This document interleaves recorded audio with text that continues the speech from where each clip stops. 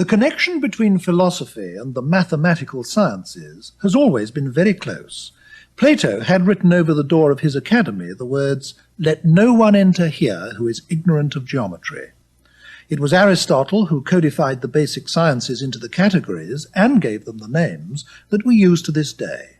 Some of the greatest philosophers have been themselves great mathematicians who invented new branches of mathematics. Descartes is an obvious example, and so is Leibniz and Pascal. In fact, most of the great philosophers, not all, but most, came to philosophy from mathematics or the sciences, and this tendency has continued into our present century. Bertrand Russell was trained first as a mathematician. Wittgenstein was trained first as an engineer. The reason for this persisting connection is, I think, obvious, and that is that the basic urge which has driven most of the greatest philosophers has been the urge to deepen our understanding of the world and of its structure, and this is also what creative scientists are doing. For most of the past, too, people thought that mathematics was the most indubitable knowledge, as well as being utterly precise and clear, that human beings possessed. So there have always been plenty of philosophers examining mathematics to try and find out what was so special about it, and whether this was something that could be applied to the acquisition of other sorts of knowledge. Ditto with the sciences, which were also thought to yield a very specially safe and certain kind of knowledge. What was it about science that made its results so reliable, people asked themselves, and could its methods, whatever these were, be used in other fields? These investigations into the concepts and methods and procedures and models that are involved in mathematics and in science have come to be known as the philosophy of mathematics and the philosophy of science, and it's with these that we're going to be concerned in this program. Chiefly with the philosophy of science, though in fact we have someone taking part who is expert in both, Professor Hilary Putnam of Harvard University. Professor Putnam, I'd like to start our discussion from a standpoint which I think a very large number of our viewers occupy anyway, and it's really this. Since the 17th century, I suppose, there's been a spectacular decline in religious belief, especially in the West and especially among educated people. And for millions, the role that used to be taken in life by a worldview based on religion has been increasingly supplanted by a worldview based on science, or at least purporting to be derived from science anyway. And this is still enormously powerful in the hold that it has on people's minds throughout the West. Probably it affects all of us. So I think I'd like to start this discussion by getting you to pin down that scientific world outlook which is so influential in the modern world and which will be underlying a lot of what we're going to have to talk about. Let me dodge the question a little bit by talking not about what scientists think now, but what many scientists thought 100 years ago or 75 years ago. Think of doing a crossword puzzle. You might have to change a few things as you go along, but towards the end, everything fits and things get added on one step at a time. That's the way the progress of science looked for 300 years. In 1900, a famous mathematician, David Hilbert, gave a list of 50 mathematical problems to a World Congress of Mathematicians, which are still very famous. And it's very interesting that he included one problem which we would not call a mathematical problem very early in the list, I think problem 3, which was to put the foundations of physics on a satisfactory basis. Just a small task. And that was for mathematicians. That was for mathematicians, physicists. not for physicists. Yes, right. Yes. The idea is just to tidy it up. That's right. Yes. The idea is Newton, Maxwell, Dalton, and so on had all put in all the parts of the story, and now it was just for mathematicians to basically clean up the logic, as it were. I think in a conversation we had a couple of days ago, you described this as a treasure chest view, and I like that picture. Because here's this big chest that we're just filling up. It's an accumulation, and you don't have to subtract, you don't have to take out. Occasionally you make a little mistake, but basically the idea is, or to shift the metaphor, like building a pyramid. You put down the ground floor, then the next floor, then the next floor, and it just goes up. That's part of it, this view of knowledge as growing by accumulation. The other part of it is the idea that the special success of the sciences, and obviously what we're impressed by is success. This culture values success, and science is a successful institution. But there's the idea that science owes its success to using a special method. And that comes partly from the history of science, from the fact that Newton, for example, lived after Bacon and was influenced by Bacon, and the idea that empirical science has grown up together with something called inductive logic. And this idea that there's a method, the inductive method, and that the sciences can be characterized by the fact that they use this method and use it explicitly and consciously, as it were, not unconsciously, as maybe someone who's learning cooking might be using it, but pretty deliberately and explicitly. So I think that these two things, the idea of knowledge is growing by accumulation and growing by the use of a special method, the inductive method, are the key elements of the old view. Yes, and if I were going to put the same thing, I suppose slightly differently, I think I'd say this, that for 200 or 300 years, educated Western man thought of the universe and everything in it as consisting of matter in motion. And that was all there was, whether from the outermost galaxies of the stars into ourselves and our bodies and the cells of which we're made up and so on. And that science was finding out more and more about this matter and its structure and its motion by a method which you just characterized as scientific method. And the idea was that if we went on long enough, we'd simply, as you said with your crossword puzzle metaphor, we'd find out everything there was to find out. We could eventually, by scientific methods, completely explain and understand the world. Now, that has been abandoned by scientists, hasn't it? Though, in fact, this hasn't got through yet to the non-scientists. There are still large numbers of non-scientists who go on thinking that that's how scientists think. But, of course, they no longer do they? I mean, this has started to break down. I think it started to break down. I think it started to break down with Einstein. Yeah. If I can drag in a bit of history of philosophy, screaming by the hair, Kant did something in philosophy, which I think has begun to happen now in science.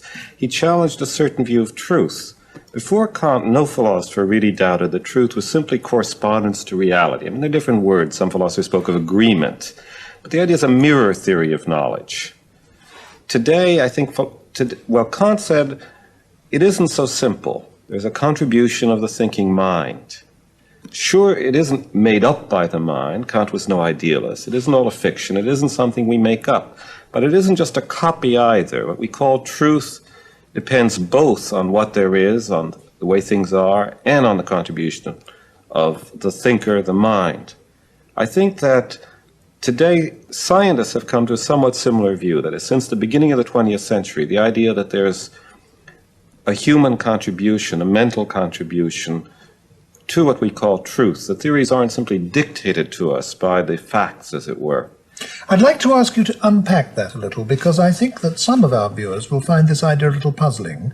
How can it be, some people will ask themselves, that what is and is not true can depend not only on what the facts are, but on the human mind? How can that be? Well, let me use an analogy with vision. We tend to think that what we see just depends on what's out there. But the more one studies vision, either as a scientist or as a painter, one discovers that what's called vision involves an enormous amount of interpretation. The color we see as red is not the same color in terms of wavelengths at different times of the day. So that even in what we think of as our simplest transaction with the world, just looking at it, we are interpreting, in other words, we bring a whole number of things to the world that we're not directly conscious of, usually, unless we turn inwards and start examining them. That's right. I think the world must have looked different in the Middle Ages to someone who looked up and thought of the stars as up and us at the bottom, for example. Today, when we look out into space, I think we have a different experience than somebody with the medieval worldview. And what you're saying is that the very categories in which we see the world and interpret our experience, and the ideas within which we organize our observations and the facts around us and so on, are provided by us, so that the world as conceived by science is partly contributed by external facts, but also partly contributed by categories and ways of seeing things which come from the human observer. That's right. And an example of that in science, I'll oversimplify, but it's not basically falsified, is this wave-particle business. It's not that there's something, an electron, which is somehow half a wave and half a particle. That would be meaningless. But that there are many experiments which can be described two ways. You can either think of the electron as a wave, or you can think of it as a particle, and both descriptions are in some crazy way true and adequate. There are alternative ways of describing the same facts, and both descriptions are accurate. That's right. Philosophers have started talking of equivalent descriptions. There's a term used in philosophy of science. But now, for a couple of hundred years after Newton, educated Western man thought that what Newton had produced was objective fact, that he had discovered laws which governed the workings of the world and the workings of the universe, and this was just objectively true independently of us, that Newton and other scientists had read these facts off of nature by observing it and looking at it and so on. And these statements which made up science were simply true. Now, there came, didn't there, a period in the development of science, beginning in the late 19th century, when people began to realize that these statements were not entirely true, that this wasn't just a body of objective fact which had been read off from the world. In other words, that science was corrigible, scientific theories could be wrong. And that raises some very profound questions. I mean, if science isn't just an objectively true description of the way things are, what is it? And if we don't get it from observing the world, where do we get it from? Well, I don't want to say we don't get it from observing the world at all. Obviously, part of this Kantian image is that there is a contribution which is not us, there's something out there, but that also there's a contribution from us. And even Kant, by the way, thought that Newtonian science was indubitable. In fact, he thought we contributed its indubitability. The step beyond Kant is the idea that not only is reality partly mind-dependent, but that there are alternatives, and that the concepts we impose on the world may not be the right ones, and we may have to change them, that there's an interaction between what we contribute and what we find out. But now, what was it that made people begin to realize that this basic conception of science as objective truth was wrong, that science was corrigible, that science was fallible? I think it's that the older science turned out to be wrong where no one expected it to be wrong, not in detail, but in the big picture. It's not that we find out that, say, the sun isn't 93 million miles from the Earth, but only 20 million miles from the Earth. That's not going to happen. I mean, sometimes one makes blunders even about things like that, but that's like making a blunder about whether there's a chair in the room. Wholesale skepticism about whether numerical values are right in science would be as unjustified as wholesale skepticism about anything. But where the newer theories don't agree with Newton is not over the approximate truth of the mathematical expressions in Newton's theory. Those are still perfectly good for calculation. It's over the big picture. We've replaced the picture of an absolute space and an absolute time by the picture of a four-dimensional space-time. We've replaced the picture of a Euclidean world by a picture of a world which obeys a geometry Euclid never dreamed of. We've swung back to the picture of the world as having a beginning in time, which is really a shocker. It's not even the things once refuted stay refuted forever. Yes. So it means really that a whole conception of science has been superseded.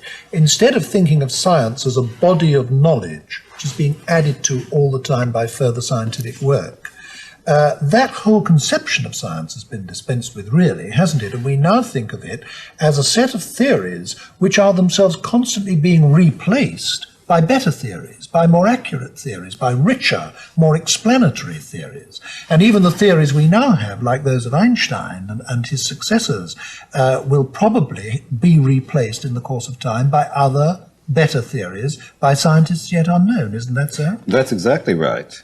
In fact, scientists themselves make this prediction. That is, that the main theories of the 20th century, relativity and quantum mechanics, will give way to some other theory which will interpret both of them, and so on forever. Now, this raises a very fundamental question, namely the question, what is truth? I mean, when we say that this or that scientific statement is true, or this or that scientific theory is true, what in these newly understood circumstances of ours can we mean by truth? There are still two views, as there have been since Kant. One is this old correspondence view still has its adherents. But I think the view that's coming in more and more is that one cannot make a total separation between what's true and what our standards of assertability are. that the way in which what I call, using the Kantian picture, the mind dependence of truth comes in, is the fact that what's true and what's false is in part a function of what our standards of truth and falsity are. And that depends on our interests, and which again change over time, of course. That's right.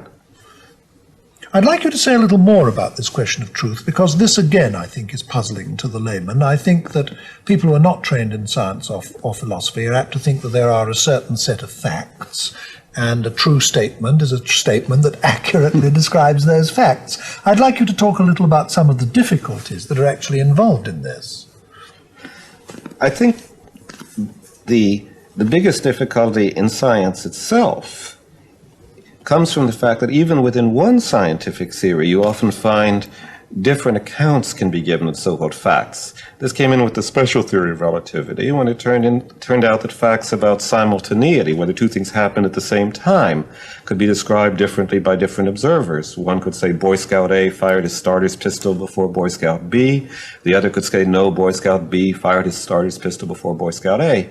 And if the distance is sufficiently large, so that a light signal can't travel from one to the other without exceeding the speed of light, then it may be both descriptions are correct, both are admissible. Of course, this leads to, profound conceptual difficulties in understanding some modern scientific theories, and this prompts the thought that a scientific theory can be useful and meaningful and can work, even if nobody really quite understands what it means. And this is the case with quantum mechanics, isn't it? I mean, nobody is really sure what quantum mechanics actually means, and yet it works. That's right. And again, there I want to say one shouldn't push that too far, because I think we don't want to give up our standards of intelligibility altogether. We want to say quantum mechanics works, and the very fact that it works means that there's something fundamentally right about it. And with respect to its intelligibility, we're willing to say in part that may be that we have the wrong standards of intelligibility, that we have to change our intuitions. But in part, there are real paradoxes in the theory, and I think that more work has to be done to really get a satisfactory resolution of these paradoxes. Things are very ticklish now. Yes. I think somebody hearing our discussion, and to whom perhaps some of these ideas are new, might find himself thinking, well, if all this is so, how is it that science works? If traditional scientific theories are breaking down, if science is turning out not to be a body of reliable, permanent, firm, objective knowledge, if a significant proportion of every scientific theory is subjective anyway, in the sense that it's contributed by the human mind, by the observer, by the scientist, how is it in these circumstances that we can actually build bridges, fly aeroplanes, make rockets go to the moon, and actually make all this soft, fuzzy, changing, partly subjective body of theory work for us? It must fit the world in some very basic way, in spite of everything that we've been saying. That's true, but I think the contrast between being subjective and fitting the world isn't altogether right. I'm not saying that scientific knowledge is subjective or that anything goes. I say we're in the difficult position that we often are in life of thinking there is a difference between good and bad reasoning, but we don't have a mechanical rule. In everyday life, we use interest-loaded terms. We wouldn't say that there's a policeman on the corner if we didn't have a whole network of social institutions. Somebody coming from a primitive tribe which didn't have policemen might say there's a man in blue on the corner. But the fact that the notion of a policeman is shaped by our interest doesn't mean that it can't be objectively true that there's a policeman on the corner. Also, I think science works precisely because of this corrigibility in large part, as Professor Poppers pointed out. The difference between science and previous ways of trying to find out truth is in large part that scientists are willing to test their ideas because they don't regard them as infallible in a way that was known at the beginning and then in the success of Newtonian science somewhat forgotten. And we've had to be reminded again of what Bacon knew, that you have to put questions to nature and be willing to change your ideas if they don't work. In some respects, the traditional opposition between science and religion has, the two parties have crossed places, haven't they? I mean, many religious people now believe they have certain knowledge about the world, that it was created by a God, that he made us in his own image, gave us immortal souls which will survive our death, and so on. Certain very fundamental propositions which they hold with absolute certainty. And it's the scientist who believes that everything is fallible, that the world is a mysterious place, that we'll never get to the end of the mystery of, and so on and so forth. Isn't there something in that? It may be. You say it may be. Yes, I'm not sure. You're not sure. Well, let's not pursue that. But one point I do want to take up with you, leaving even religion aside, is that now that science is seen in this entirely different way that you've been describing by virtually all scientists, doesn't it mean that the difference between science and non-science isn't what it was always thought of as being? In other words, since science is so subjective, indefinite, changing, and so on, it's no longer a clearly cut and different kind of human activity or kind of human knowledge from other sorts of human knowledge and other sorts of human activity. I think that's both true and culturally very important. I think the harm that the old picture of science does is that if there is this realm of absolute fact that scientists are gradually accumulating, then everything else appears somehow as non-knowledge, something to which even words like true and false can't properly apply. I think that the so-called fact-value dichotomy is a very good example of this. It's hard to have a discussion on politics, for example, without someone very quickly saying, at least in my country, is that a fact or a value judgment? As though it can't be a fact that Hitler was a bad man, for example, or a fact that Farrah Fawcett-Majors is a beautiful woman. And do you think that it is a fact that Hitler was a bad man? Oh, yes, I do. I do too, yes. But then if this is so, if we are abandoning so many of these comfortable, clear-cut distinctions of the past, what's the point of continuing to use the category or the notion or the term science anyway? I mean, does it any longer clearly demarcate something differentiable from everything else? I don't think it does. I think that, if you're going to distinguish science from non-science, that makes a lot of sense if you still have this old view that there's this inductive method. What makes something science is that it uses it and uses it pretty consciously and pretty deliberately, and that what makes something non-science is either it uses it entirely unconsciously, as in learning how to cook, you're not consciously thinking about inductive logic, or perhaps doesn't use it at all, as metaphysics was alleged not to use it at all, I think unfairly. But both say that there's a sharp line between, say, practical knowledge and science, and to say that the method which is supposed to draw this line is rather fuzzy, something that we can't state exactly, and attempts to state it, by the way, have been very much a failure still. Inductive logic cannot be, say, programmed on a computer the way deductive logic can be programmed on a computer. And I think the development of deductive logic in the last 100 years and the development of the computer have really brought home very dramatically just what a different state we are in with respect to proof in the mathematical sciences, which we can state rigorous canons for, and proof in what used to be called the inductive sciences, where we can state general maxims, but you really have to use intuition, general know-how, and so on in applying them. One of the two categories that you described, the old-fashioned way of looking at science in terms of, was that there was a particular scientific method. Yes. That you observed the facts, and on the basis of these observed instances, you generalized to form scientific theories, which you then verified by experiment and so on. That was the old view, wasn't it? Now that that has been abandoned, is there any longer any single method which is thought of as being scientific method?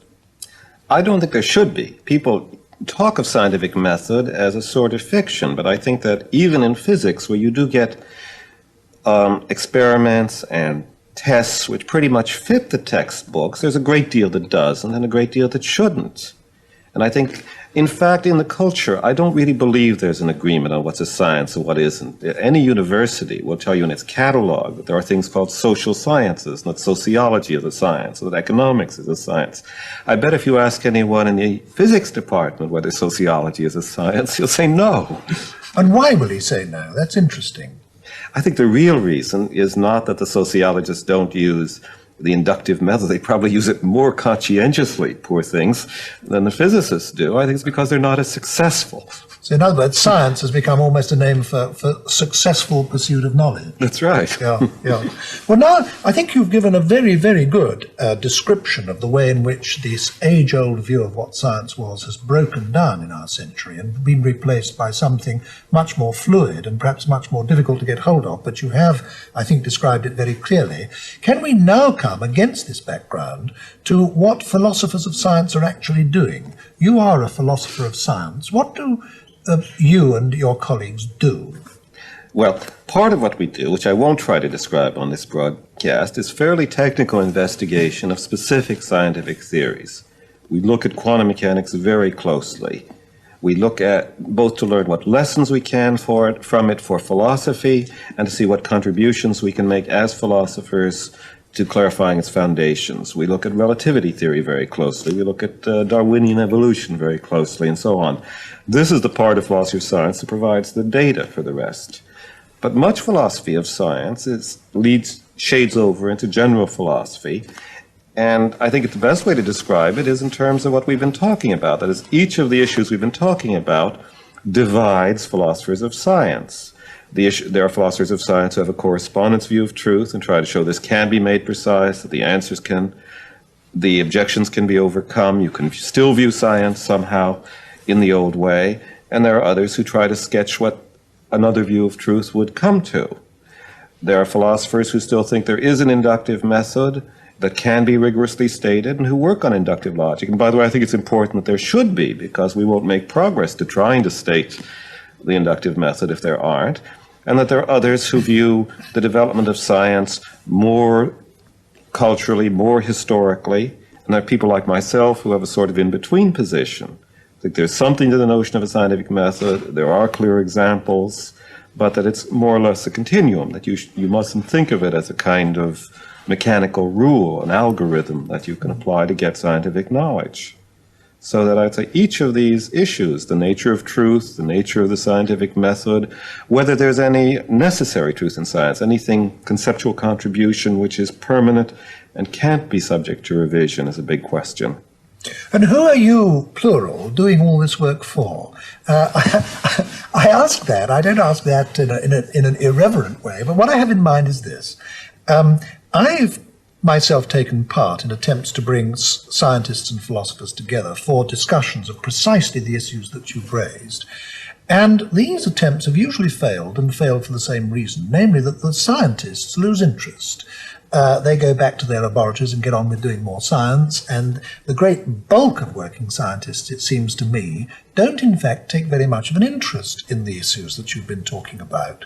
I think it's conspicuous that the greatest of all scientists are exceptions. I mean, the really blockbusting, the path-breaking scientists who've actually made the revolution in this century that you've been talking about, people like Einstein, Max Planck, Niels Bohr, Max Born, Schrödinger, de Broglie, these people were enormously interested in the conceptual questions that you raised. But these were the pioneering geniuses, and the great mass of thousands of scientists who follow on behind them and put their work to its practical application. They don't seem to care. So who is listening to you? Who is reading the stuff that you publish?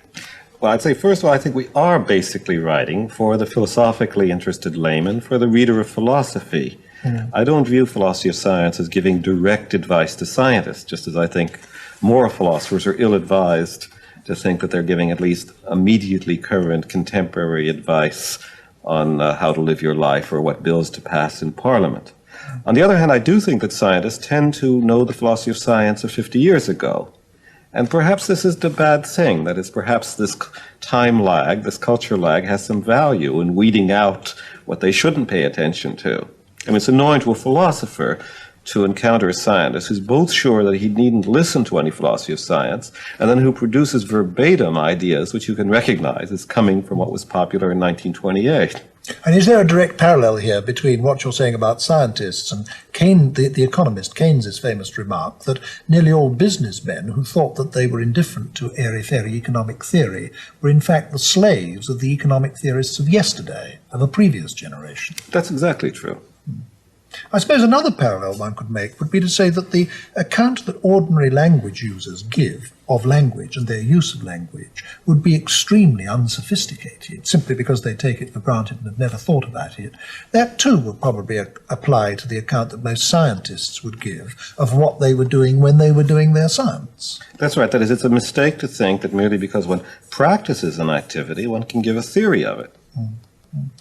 One criticism that's often been made about philosophers of science is that although they talk of science in this general way, what they're nearly always referring to, in fact, is one science, namely physics.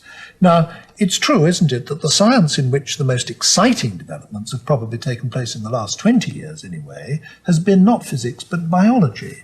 Our philosophers of science genuinely open to the criticism of being too physics-based in their view of science and having ignored biology too much? I think I would defend us against that on the grounds that I don't, although the theories in biology are of great scientific importance, Darwin's theory of evolution, Crick Watson on DNA and so on, they don't by and large pose big methodological problems of a kind that don't arise in physical science. I'm not sure whether you're going to agree with that. Well, I mean, you mentioned the word evolution just now, and it seems to me that here is a concept which originated in one of the sciences, namely biology, and which over a comparatively short period of time has spread throughout the whole of our culture, so that the way almost everybody thinks is influenced by the notion of evolution, not only about the origins of man, but about institutions or the arts or all kinds of other things. I mean, evolution has become a dimension of Western man's thinking about almost anything. Is that not so? That's right.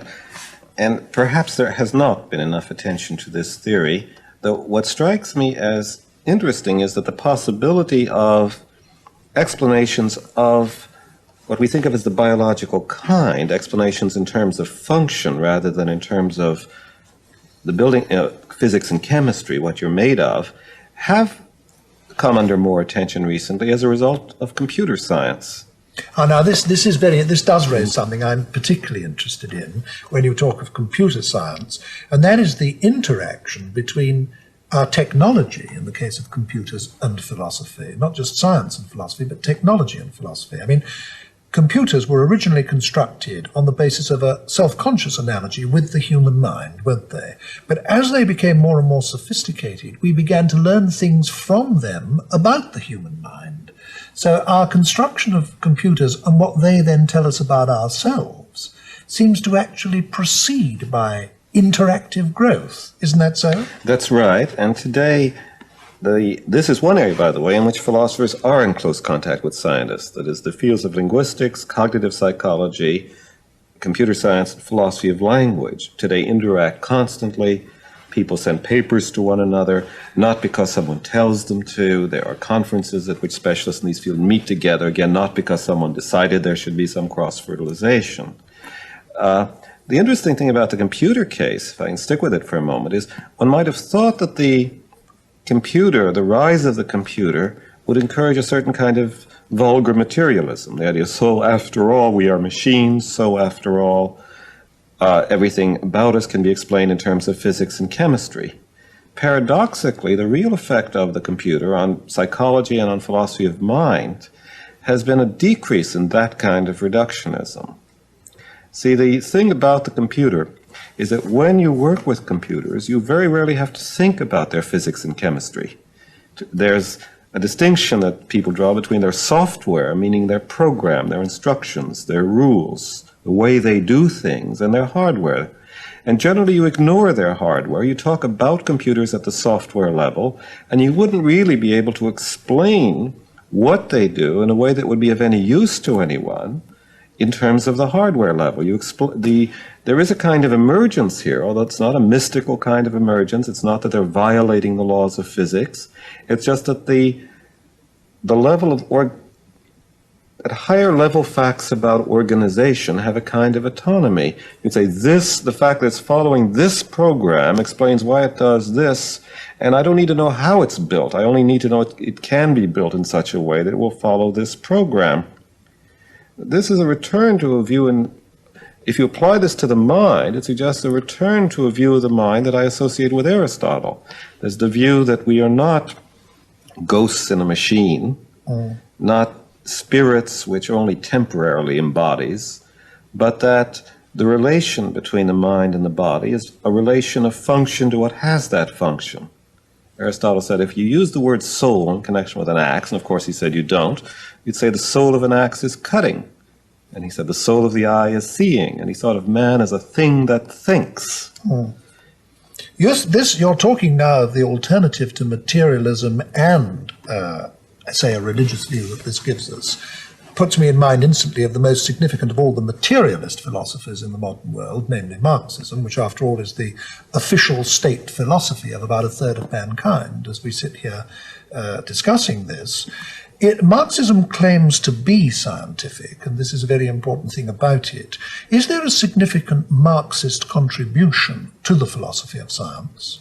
I don't think there's a significant Marxist contribution, but I don't think that the Marxists were all wrong either. I think Engels was one of the most scientifically learned men of his century. He got a number of things wrong, but he had an immense general scientific knowledge.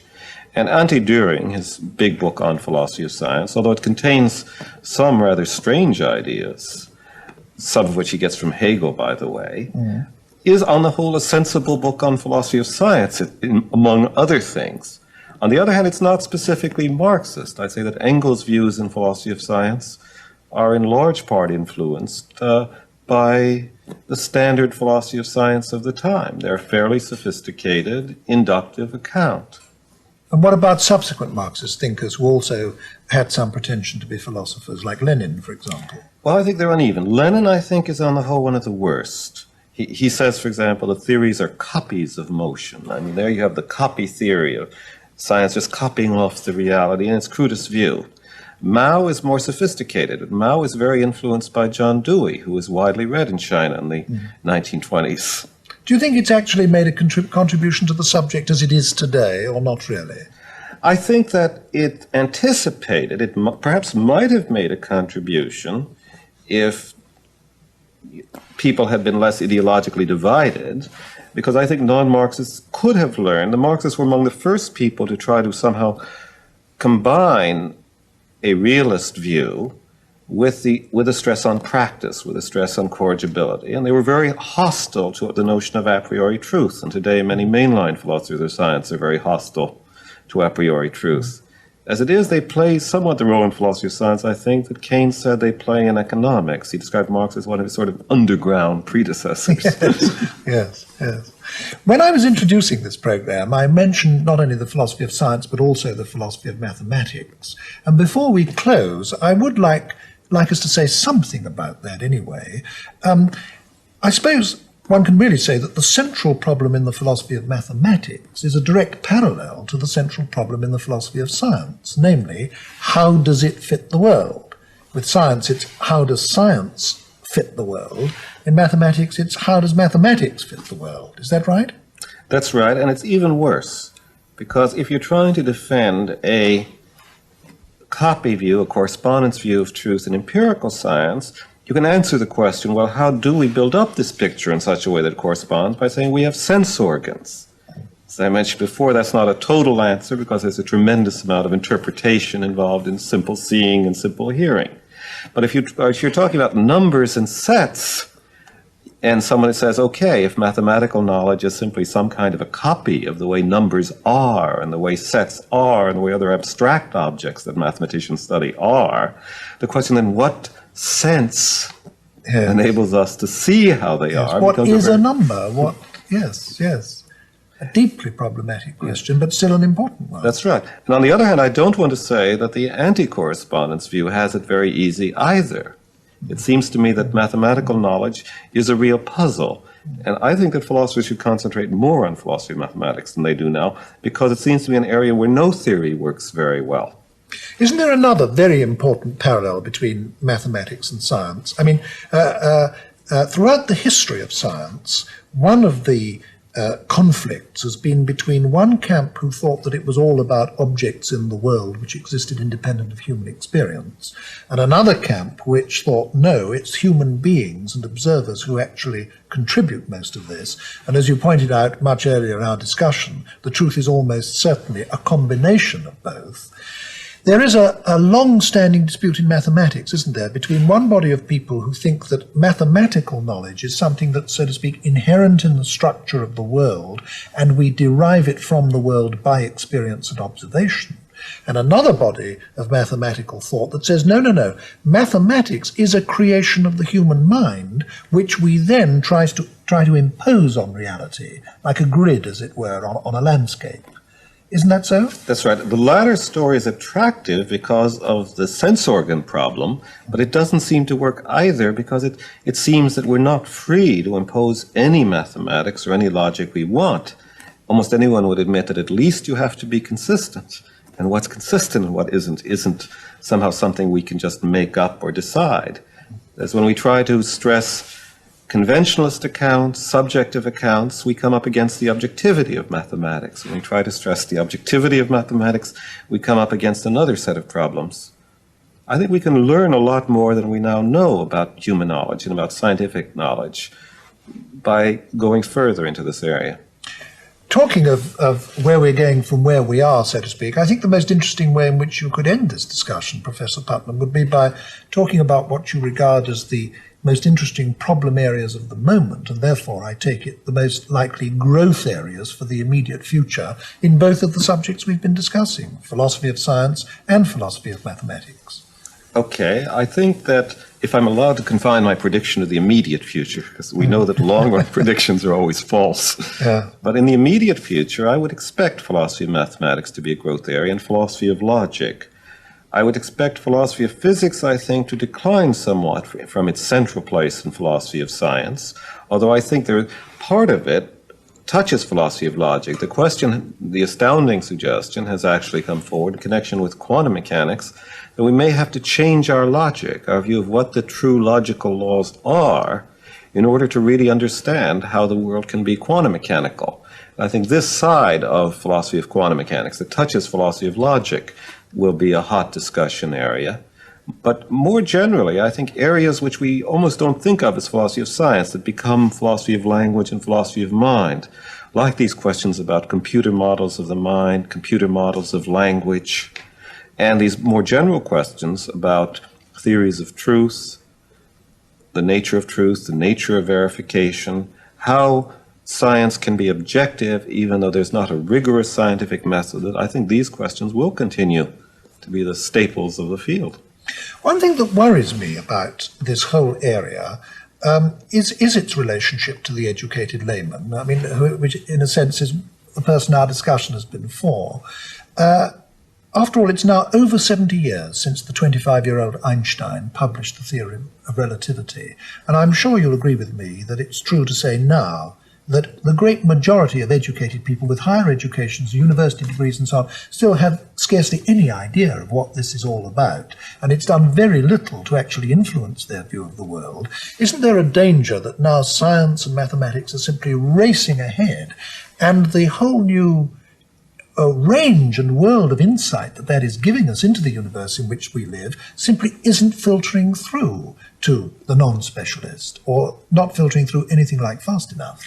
That is a danger, but it's one that something can be done about. There's now, for example, a text of special relativity called Space-Time Physics, which is designed for the first month of the first freshman college physics course. And the authors say at the beginning that they look forward to the time when it will be taught in high schools. And do you think that time will in fact come, and quite soon? I'm sure of it. Yes, well, I think you're right, and indeed I hope you are. Thank you very much, Professor Putnam. Thank you.